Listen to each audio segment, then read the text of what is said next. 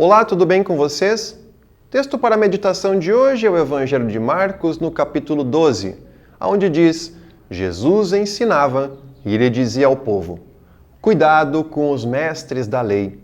Eles gostam de andar para lá e para cá, usando capas compridas e gostam de ser cumprimentados com respeito nas praças. Preferem os lugares de honra nas sinagogas e os melhores lugares nos banquetes. Exploram as viúvas, roubam os seus bens e, para disfarçarem, fazem orações compridas. Portanto, o castigo que eles vão sofrer será ainda pior. Jesus estava no pátio do templo, sentado perto da caixa das ofertas, olhando com atenção as pessoas que depositavam o seu dinheiro ali. Muitos ricos davam muito dinheiro. Então, chegou uma viúva pobre e pôs na caixa 2 moedinhas de pouco valor. Jesus então chamou seus discípulos e disse: eu afirmo a vocês que isso é verdade. Esta viúva pobre deu mais do que todos os que já passaram por aqui, porque os outros deram o que estava sobrando. Porém ela, que é tão pobre, deu tudo o que tinha para viver. Esse é o texto do Evangelho. A igreja da cidade de Simões Filho, lá no estado da Bahia, há muito tempo é atendida pelo pastor Paulo Claudet e outros pastores que passaram por lá. Na oportunidade, ele foi o meu orientador do estágio. Naquela ocasião, eu tive a chance de aprender muitas coisas com esse experiente pastor e servo de Deus.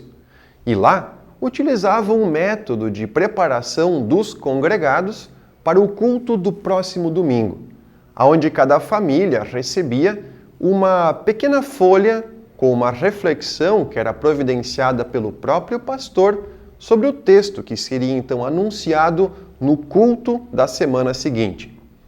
Era o objetivo preparar os corações e as mentes para a mensagem do culto. O projeto se chamava A Minha Fé Precisa de Mim. E de fato os congregados podiam ler e estudar o texto bíblico que seria anunciado naquele domingo, o Evangelho ou um Salmo ou do Antigo Testamento, nos seus grupos familiares. E isso era muito importante, porque eles estavam então organizando o seu pensamento e o seu coração para no domingo receber a pregação feita pelo pastor sobre aquela mesma reflexão bíblica. Deus quer de fato nos preparar para ouvir a sua mensagem. E a partir dessa semana, o devocional nas salas dos professores fará uma pequena reflexão toda sexta-feira sobre o Evangelho ou algum texto bíblico do próximo domingo, que é baseado nos programas de leitura das perícopes da igreja que utilizam umas leituras tradicionais. Muitas igrejas católicas, evangélicas e também a igreja luterana utilizam uma série de leituras que fazem exatamente isso. E nesse final de semana, grande parte das igrejas fará sua meditação sobre o Evangelho de Marcos no capítulo 12, exatamente nos versículos 38 a 44, que nós lemos no início da meditação de hoje. Merece destaque a passagem bíblica da oferta da viúva pobre. Somos orientados desde a nossa instrução na igreja e em nossa família que a oferta para a igreja é algo muito importante. A oferta em dinheiro mesmo.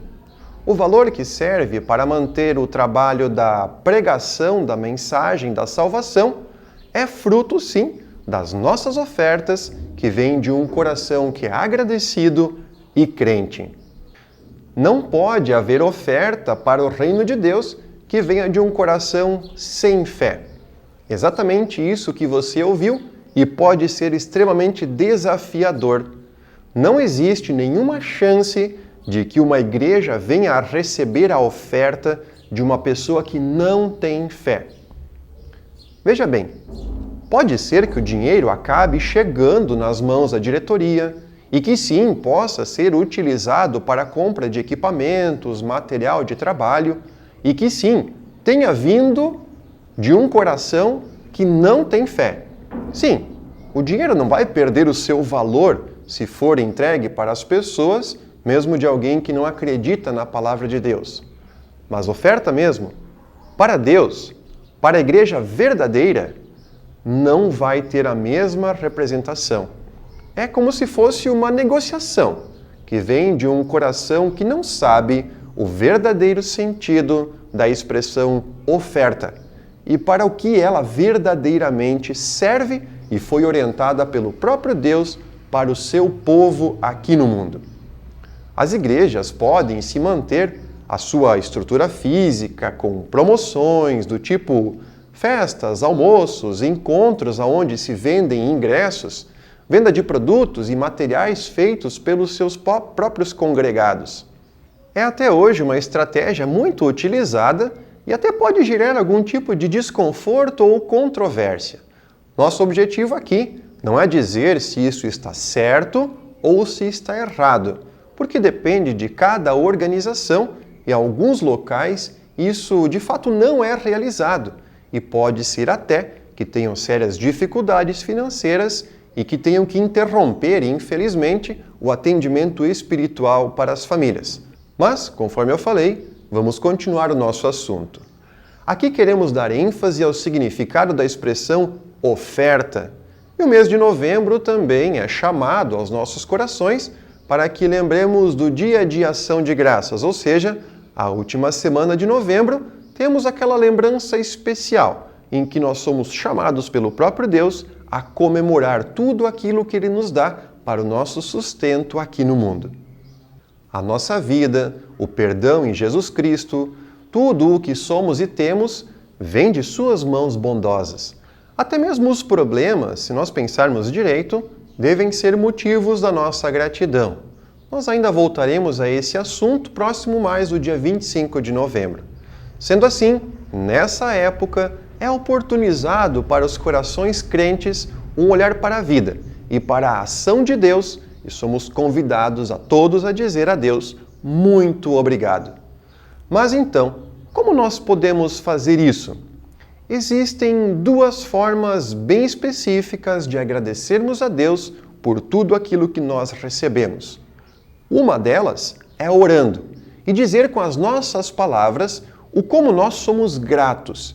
Isso parece bastante fácil e muito utilizado na nossa vida particular ou até em comunidade quando nos encontramos em igreja e em grupos de estudo. Embora alguns tenham dificuldades em reconhecer que são abençoados porque preferem destacar o que existe de ruim na sua vida e talvez esquecem o que tem de bom, existe sim muitas pessoas que prestam muita atenção em tudo aquilo que Deus faz. E se olharmos com cuidado, nós vamos ver que, de fato, Deus é maravilhoso com nossa vida. Bom, a segunda forma de nós agradecermos é com as nossas atitudes. E nesse momento, incluímos aqui o serviço pela igreja, a missão, o voluntariado, o serviço social de atendimento a famílias carentes, o auxílio na pregação da palavra de Deus e, sim, o ministrar dos cultos e oferecer os sacramentos. Enfim, o trabalho da igreja que é exercido no mundo há muito tempo.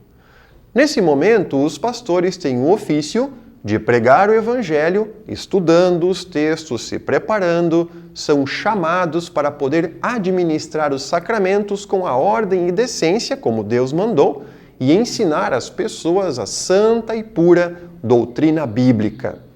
Isso ocorre em todas as congregações, paróquias, grupos que se organizam de maneira adequada para poder, então, receber a palavra de Deus através dos seus ministros, padres e pastores de maneira formal. Podem haver lideranças que auxiliem e muito nesse trabalho que tem seus custos. Água, luz, telefone, quando possível um veículo para o deslocamento, material de escritório, contas de manutenção e muitas outras despesas que se acumulam. Nesse momento é que entra a colaboração de cada um. O valor para essas despesas, o dinheiro propriamente dito, vem daqueles que recebem o seu sustento do emprego na sua vida e que têm separadamente uma porção e entregam para a igreja periodicamente, para manter o trabalho de levar o Evangelho para a sua família e também para outras pessoas. Quanto deve ser dedicado para isso? Bem, é outro ponto que pode gerar muita controvérsia e até discussões. Uma recomendação que vem do próprio Deus, que é registrado na Bíblia, nos deixa com bastante clareza. Diz assim: segundo estiver disposto no seu coração, não com tristeza ou por obrigação, porque Deus fica feliz com quem oferta com alegria. Bem, a questão ainda fica sem a resposta. Quanto, afinal, devemos ofertar para a igreja? Eu tenho uma resposta que pode ser bastante ousada, mas sim, também está baseada em textos bíblicos.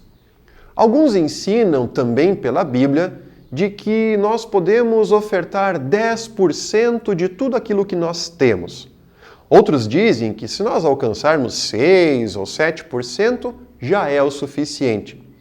Outros ainda acrescentam de maneira bastante equivocada de que devemos pagar as nossas contas e o que sobrar deve ser então entregue para o reino de Deus. E nesse caso, geralmente não sobra. E é a regra que até no fim do mês falte alguma coisa. Pode então não sobrar nada para a igreja. Mas a pergunta que está no ar não foi respondida. Quanto nós devemos ofertar para a igreja de tudo aquilo que nós recebemos? Para Deus a regra é bastante clara e também existe dentro dos ensinos bíblicos base para tudo isso.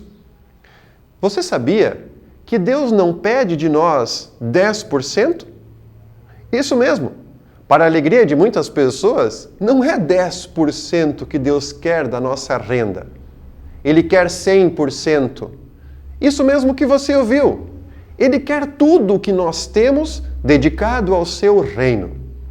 Quando um coração crente se dá por conta de que tudo o que nós temos e experimentamos nesse mundo é fruto da ação bondosa de Deus e que o fato de nós já estarmos vivos, perdoados, é um presente da graça divina para todos nós, mesmo sem o nosso merecimento, esse coração se enche de gratidão e passa a viver exclusivamente para Deus. Isso não quer dizer que nós tenhamos que agora tirar todo o nosso dinheiro do banco e entregar na igreja, vender os nossos bens e fazer uma doação para o reino de Deus. Isso seria até um pouco difícil de administrar porque ficaríamos sem o nosso próprio sustento. Não é nada disso, mas para sermos bons administradores da nossa própria vida, Deus nos faz um convite. Ele pede que exista uma dedicação.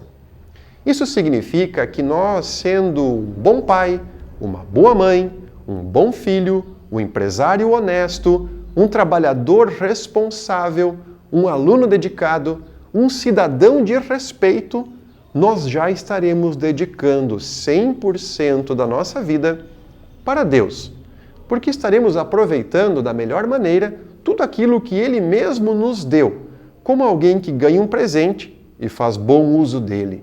Desperdiçar o que nós temos seria isso uma forma grandiosa de ingratidão. Nisso, as outras coisas serão feitas de modo automático, ou seja, o dinheiro que nós vamos dar para a igreja será reflexo da gratidão que existe dentro do nosso coração. Por causa desta gratidão que nós temos, iremos então entregar uma parte, sim, generosa de nossa renda, mesmo para a missão, para que a igreja continue. Quanto? Bem, a resposta já foi dada. Quanto o seu coração achar que vale o trabalho de Deus. E não é também tão difícil de nós quantificarmos qual é o valor da hora de trabalho de um funcionário ou talvez de alguém que exerce uma função administrativa como o pastor ou a igreja. Mas é oferta generosa, de bom coração, com alegria, que é fruto de um coração agradecido e com fé. Deus, obrigado pela salvação. Por isso eu quero contribuir para que esta gratidão seja criada no coração de outras pessoas também, justamente pelo trabalho da igreja que eu estou ajudando a manter. Se eu gosto do que Deus fez por mim, eu também vou contribuir para que essa sensação seja experimentada por outras pessoas com a pregação do trabalho do Evangelho junto da igreja. Eu acredito que sim, um coração que é grato jamais deixará de ofertar para que mais pessoas sintam essa gratidão maravilhosa em seu coração. Quanto? 100%? É claro! Fiquem bem, obrigado pela companhia e nos vemos na próxima.